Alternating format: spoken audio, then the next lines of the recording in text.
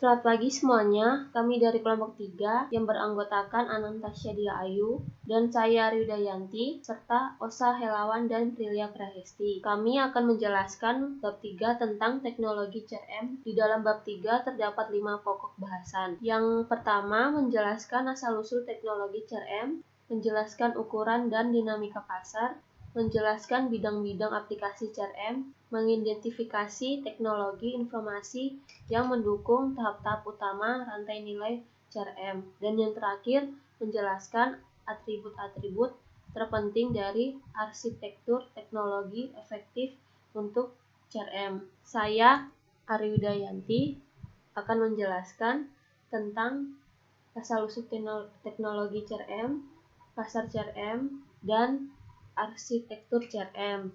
Yang pertama, asal-usul teknologi CRM. Perkembangan teknologi CRM dimulai sejak lama, di mana manajemen pelanggan berkembang mulai dari layanan telepon, seperti konsumen terdapat keluhan atau saran. Kritik dapat menghubungi nomor layanan seperti contoh yang kita lihat pada botol minum Ultra Milk, di mana terdapat nomor telepon pengaduan. Lalu, data-data informasi pelanggan biasanya dapat kita jumpai pada saat kita membeli suatu barang pertama kali di toko retail, di mana konsumen disuruh oleh pelayan untuk mengisi data diri.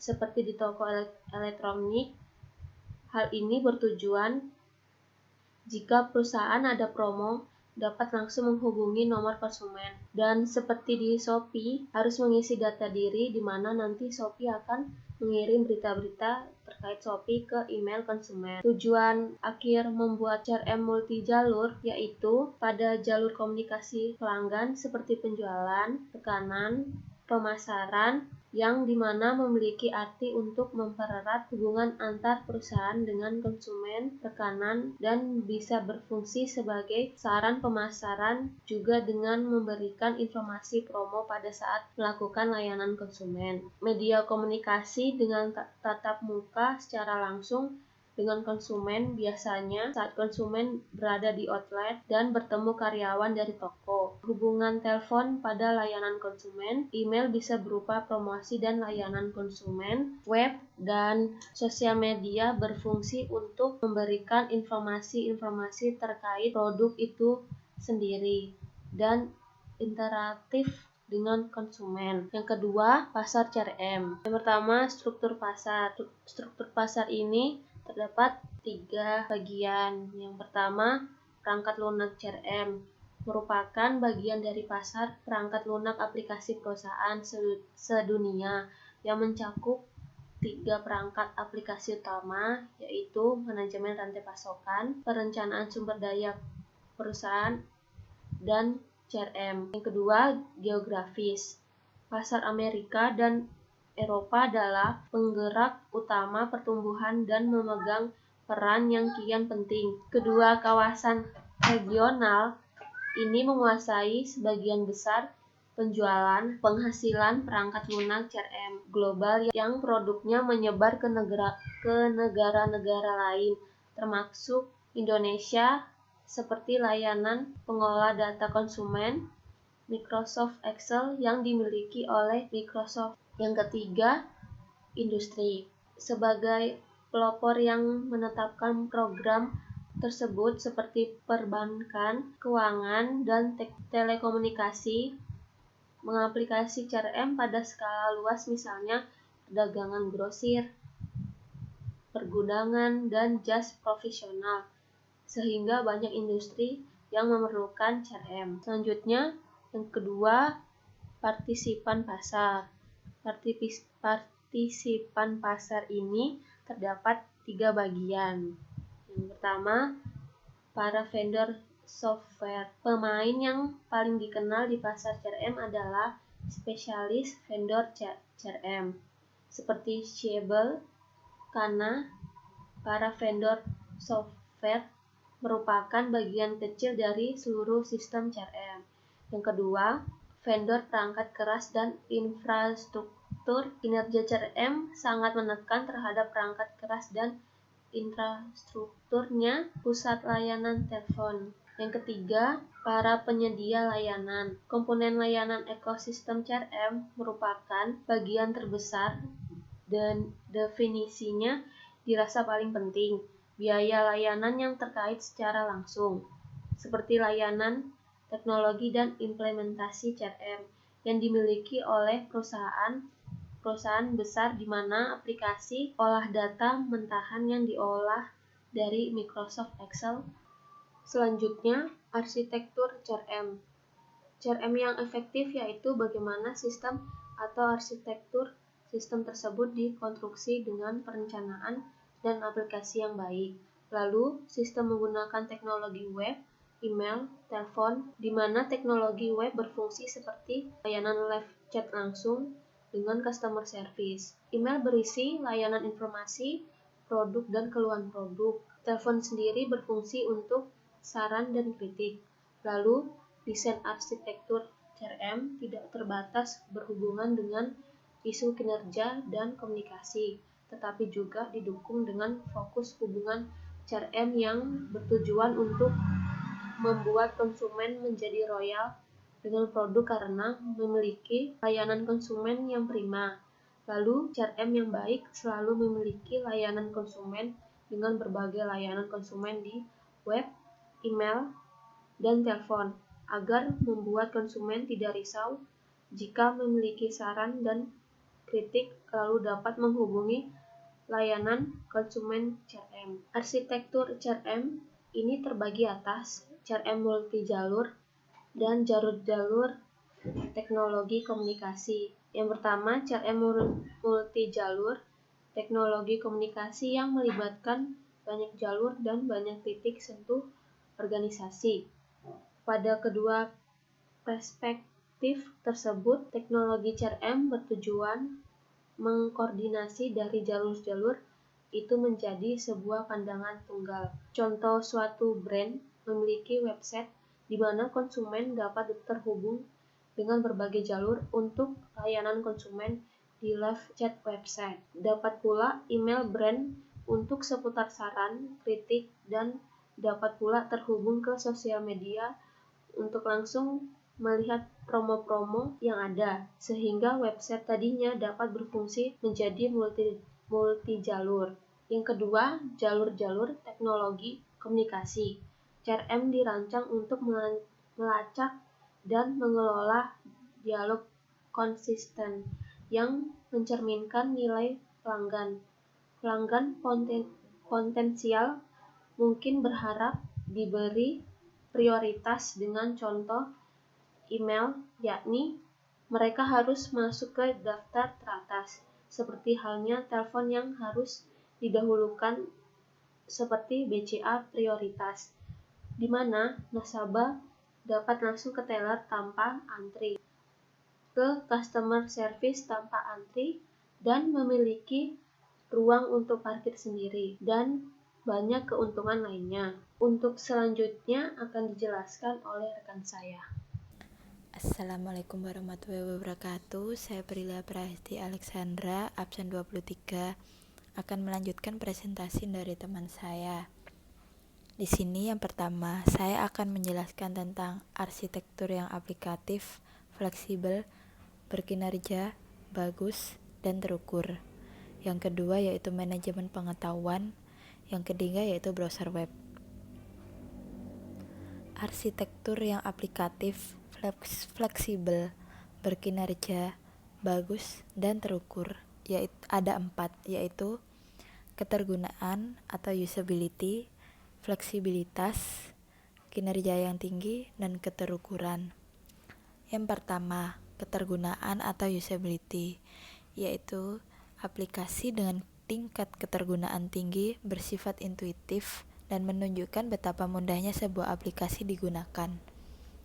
Aplikasi yang intuitif ini mudah disebarkan dan direspon oleh pelanggan. Agar dapat memudahkan pelayanan front office, sebuah aplikasi yang responsif harus praktis. Untuk dapat melayani pelanggan dengan cepat, teknologi web harus disertai dengan hyperlink dan drill down agar tercipta pendekatan intuitif yang berarti. bisa beroperasi ke bagian manapun yang dikehendaki pelanggan. Oleh karena itu, interface bergaya web telah menjadi syarat mutlak bagi aplikasi CRM. Selain itu, teknologi web HTML, permainan skrip, atau bahasa pemrograman juga perlu ditambahkan. Yang kedua yaitu fleksibilitas. Di sini, fleksibilitas adalah daya tanggap dapat diciptakan dengan mempersiapkan semua proses yang dikehendaki pelanggan dan menjalankannya pada aplikasi CRM sebelum dioperasikan untuk publik. Fleksibilitas sebuah aplikasi menentukan beberapa alternatif yang tersedia melalui hyperlink, tombol, atau tabulasi layar. Yang ketiga yaitu kinerja yang tinggi. Nah, fungsi teknologi adalah memiliki kinerja yang baik dan terpadu. Aplikasi CRM yang berjalan pada sebuah jaringan yang ekstra cepat akan tetap berjalan lambat jika basis datanya overload. Aspek-aspek dari kinerja mencakup kinerja jaringan, kinerja basis data, dan kinerja server. Website harus memiliki kinerja yang baik, khususnya dalam pengiriman email dan saat customer melakukan login atau keperluan lainnya. Yang keempat yaitu keterukuran. Nah, perkembangan CRM menunjukkan sistem yang mulai diakses dan digunakan oleh banyak orang. Keterukuran menjadi penting dengan kinerja penerimaan sistem tersebut. Aplikasi manajemen hubungan pelanggan hendaknya dinilai berdasarkan jumlah pengguna yang dapat dibuktikan lewat rekaman akses serentak di website. Sinkronisasi, pusat layanan telepon berkapasitas penuh, dan lainnya dalam sekali waktu ketika pelanggan online dan mengakses website dari berbagai wilayah. Selanjutnya yaitu manajemen pengetahuan. Keberhasilan CRM amat bergantung pada keberhasilan menginformasi mengenai pengetahuan tentang perusahaan dan pada akhirnya informasi sampai kepada pelanggan. Hal ini bergantung pada kelengkapan, kemutakhiran, aksesibilitas, dan relevansi informasi. Nah, manajemen pengetahuan itu dapat berupa penawaran marketing, kesempatan penjualan, telepon layanan, email masuk, informasi yang diberikan secara sukarela oleh pelanggan, dan kegiatan website harus disimpan dan disajikan dalam format yang memungkinkan dialog yang sedang berlanjut ke tahap berikutnya dengan efektif. Selanjutnya yaitu browser web. Nah, penggunaan web sebagai sarana memasarkan, menjual, dan melayani pelanggan juga mengantarkan pada aplikasi khusus berbasis web terhadap konfigurator dan pemberi saran. Modul-modul CRM memungkinkan sebuah perusahaan membuat model produk, komponen produk, dan penetapan harga. Model ini kemungkinan digunakan untuk menentukan produk atau layanan yang ditawarkan kepada pelanggan di web. Sekian presentasi dari saya, selanjutnya akan dilanjutkan oleh teman saya. Terima kasih. Wassalamualaikum warahmatullahi wabarakatuh. Sebelumnya, perkenalkan, nama saya Natasha Dayonggraini, absen 4, akan menjelaskan mengenai aliran kerja, integrasi, dan aplikasi-aplikasi CRM. Aliran kerja. Banyak proses terkait dengan hubungan pelanggan dapat ditetapkan sebelum digunakan dan diotomatisasi dalam aplikasi CRM model. Aturan bisnis yang kritis untuk keberhasilan penjualan, pemasaran, dan layanan tidak perlu dikelola secara manual. Teknologi aliran kerja dapat diprogram untuk memonitor kondisi yang telah ditentukan sebelumnya. Kemudian mereka merespon ke kondisi yang telah ditentukan sebelumnya dengan cara yang hasilnya diprediksi memuaskan. Hasil akhirnya adalah kesesuaian layanan dengan pelanggan tetap terjaga dan mendapatkan pengalaman yang konsisten dan dapat diprediksi. Selanjutnya yaitu integrasi. Integrasi merupakan topik utama di bidang TI. Penyedia perangkat perantara integrasi khusus memainkan peran penting dalam proyek CRM kompleks berskala besar. Keadaan itu memunculkan dua jenis integrasi, yaitu integrasi terkumpul dan waktu serempak. Berikut merupakan empat integrasi yang akan saya jelaskan, yaitu integrasi aplikasi. Integrasi aplikasi mengikat sistem CRM dan sistem bisnis lain seperti akuntansi, penagihan, inventory, dan sumber daya manusia. Transaksinya mencakup pesanan pelanggan, jurnal buka kas induk umum, dan pembayaran intensif. Jenis integrasi yang dapat bersifat terkumpul atau semua catatan yang berubah-ubah pada penghujung hari. Dan yang kedua adalah integrasi telepon. Integrasi ini memungkinkan panggilan masuk dapat dikirim kepada orang yang tepat berdasarkan identitas penelpon, dan panggilan keluar dibuat secara otomatis dari desktop pusat layanan telepon. Dan yang ketiga, integrasi email. Integrasi ini mempersingkat proses komunikasi dengan pelanggan. Integrasi email dapat mencakup pembuatan email sebagai hasil dari proses aliran kerja internal. Aplikasi balasan email mampu mengembangkan sejumlah kemampuan canggih, yaitu pengetahuan otomatis seperti membalas sebuah email yang masuk, memberitahukan bahwa email telah diterima, dan permohonan layanan terkait untuk melacak nomor. Namun, tantangannya adalah kepuasan pelanggan apabila email tidak sesuai. Dan yang terakhir, integrasi web.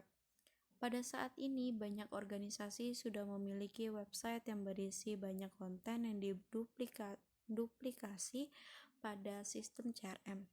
Hasil idealnya adalah agar website dapat mengambil informasi itu dari sistem CRM dengan menggunakan teknologi integris, atau agar aplikasi web menjadi bagian dari sistem CRM inti.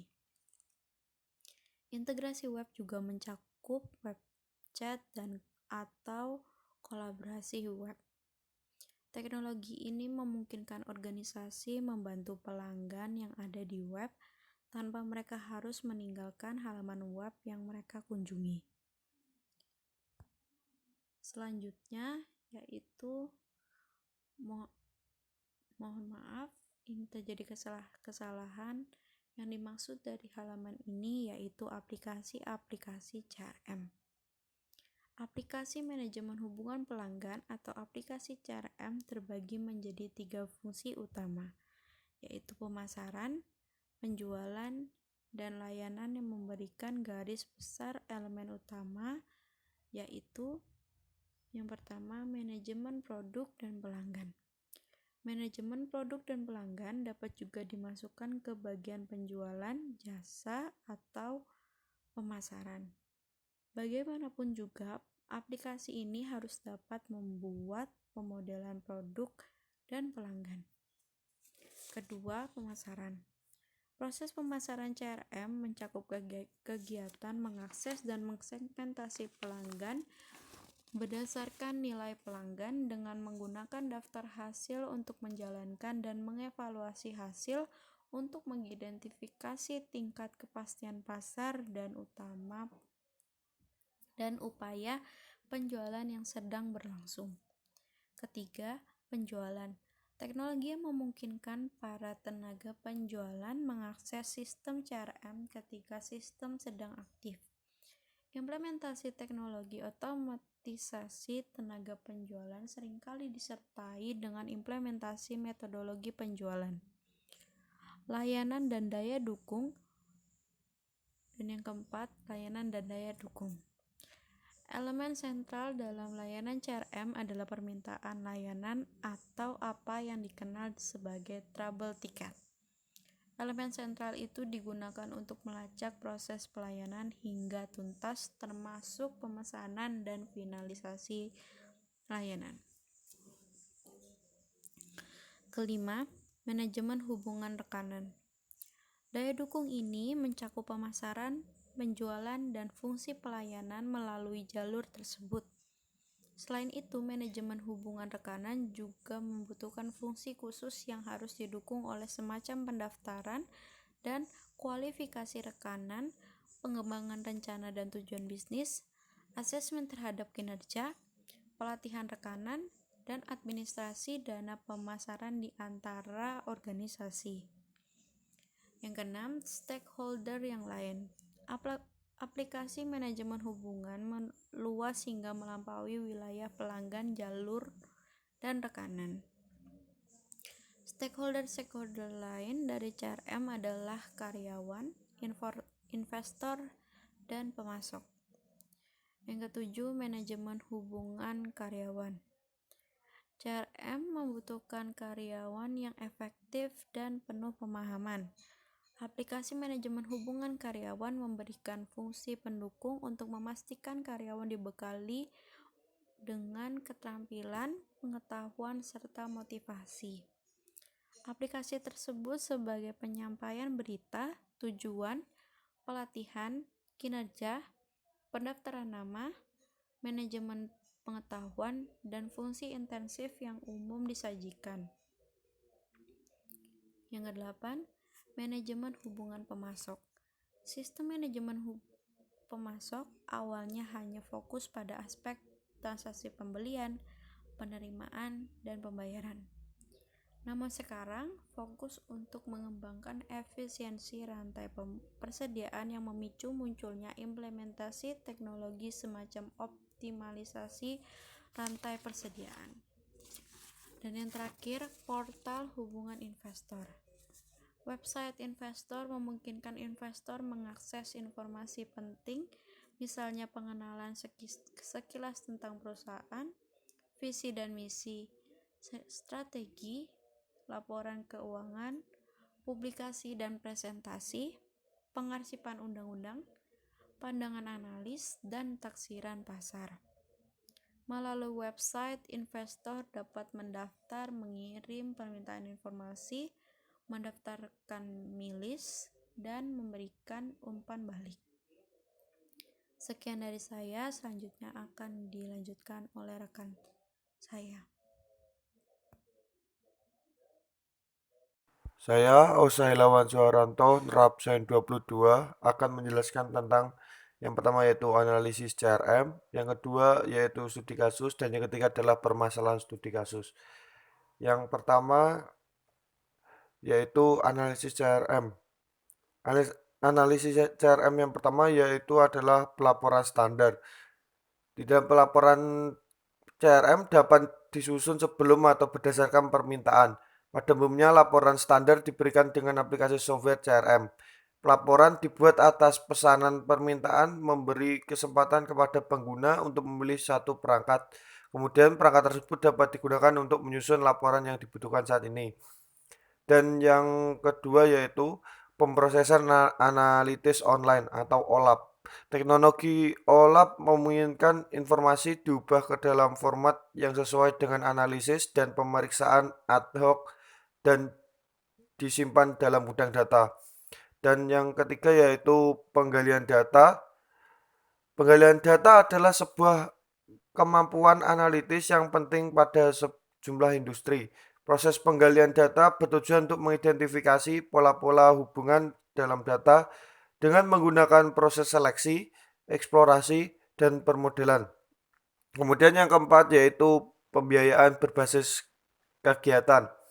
Sistem pembiayaan standar tradisional pada umumnya bersifat produk sentris. Akibatnya, sistem ini kurang rinci dalam menganalisis biaya melalui jalur dan pelanggan. Namun, CRM bergantung pada pemahaman profitabilitas pelanggan, yaitu sebuah kalkulasi yang membutuhkan informasi pembiayaan pada tingkat pelanggan. Kemudian, kita berlanjut ke studi kasus. Studi kasusnya yaitu Jawa Timur Park Group atau JP Group yang telah berdiri 17 tahun menjadi objek observasi penulis. Sistem marketing yang dilakukan oleh Jatim Park Group adalah dengan memaksimalkan sosial media sebagai media utama untuk menjangkau pasar yang lebih luas, yakni seluruh Indonesia dan mancanegara. Keseriusan program pemasaran tersebut dapat dilihat dari konten yang disajikan di Instagram dari pengguna Facebook yang masih terus berjalan. Selain itu, Jawa Timur Pakgum Group juga melakukan kegiatan sales visit, yakni kunjungan para marketer ke sekolah-sekolah SD dan SMP di beberapa daerah di luar Jawa Timur yang belum pernah mengunjungi Jawa Timur Park. Penggunaan website adalah company profile, pemberian informasi mengenai event, promo di Jawa Timur Park sebagai situs pembelian tiket dan salah satu bagian dari customer service. Target utama yang ingin dicapai oleh Jawa Timur Group adalah anak-anak usia dini hingga remaja dan dapat dicapai setiap tahun. Di seluruh lini park yang ada, mengusung konsep bermain dan belajar dengan menghadirkan Jawa Timur Park yang memberikan edukasi dapat menyasar seluruh target konsumennya. Saat ini Jawa Timur Park 2 atau lebih dikenal Secret Zoo merupakan Jawa Park dengan tingkat kunjungan tertinggi dari tahun ke tahun. Pengembangan masing-masing park ditangani oleh manajemen pada tiap park itu sendiri, sehingga Jawa Timur Park Group merupakan alat kontrol sekaligus bagian dari pemasaran utama untuk seluruh park yang ada. Pengembangan jaringan rekanan dilakukan dengan cara menjalin relasi dengan berbagai perusahaan yang berkaitan untuk kemudahan transaksi dan pelayanan konsumen seperti Grab, OVO, Tiket, dan berbagai bank di Indonesia, maskapai penerbangan, travel, hingga platform booking tiket di Indonesia. Peningkatan jumlah pelanggan baru dan menjaga loyalitas konsumen lama dilakukan dengan terus menghadirkan event yang cocok untuk seluruh target pada setiap park, seperti acara Halloween di Museum Angkut, Koloran di Jawa Timur Park 1, dan event-event lainnya. Penggunaan teknologi informasi adalah dengan menggunakan website yaitu www.jatimpark.jtp.id dan sosial media. Website yang ada masih belum dapat meningkatkan penjualan secara signifikan karena masih kurang interaktif dan fleksibel. Saat ini, Jawa Timur Park juga belum menggunakan sistem terintegrasi. Input data konsumen masih dilakukan secara manual, yakni dengan menggunakan kertas mengenai data konsumen yang diisi oleh pegawai front office, kemudian diinput oleh Guest Relations Officer setiap bulannya untuk kemudian dilakukan pelaporan dan analisa dalam monthly meeting Jatim Park Group. Kemudian kita berlanjut ke permasalahan studi kasus. Adapun kendala penggunaan teknologi informasi PT Jatim Park Group adalah sebagai berikut. Yang pertama adalah tampilan website yang kurang interaktif dan menarik. Website memiliki informasi yang jelas dan lengkap, namun website yang ada masih belum menarik dan interaktif bagi target kategori remaja, sehingga website masih belum banyak memberikan profit bagi Jatim Park Group. Kemudian yang kedua yaitu penggunaan Microsoft Excel masih belum praktis. Hingga saat ini Jatim Park Group belum memiliki sistem atau aplikasi yang terintegrasi. Menggunakan Microsoft Excel merupakan salah satu strategi awal memudahkan pekerjaan Guest Relation Officer, namun kegiatan input data tersebut masih dianggap kerja 2 kali. Yang ketiga yaitu data email pelanggan tidak dimanfaatkan dengan maksimal. Data email yang diperoleh dari data pembelian tiket secara online tidak dimanfaatkan dengan baik oleh marketing department, sehingga apabila ada kabar terbaru mengenai event, diskon, promo, dan lain-lain, pelanggan tidak akan mendapatkan email apapun. Namun apabila ada email masuk, pihak admin segera cepat merespon. Yang terakhir yaitu telepon kantor yang belum extension. Kantor Jatim Park Group memiliki telepon kantor yang belum terhubung secara otomatis dengan departemen lainnya, sehingga front office harus menanyakan kepada konsumen mengenai keperluannya, sehingga tidak efektif dan menyebabkan komunikasi lebih dari satu arah.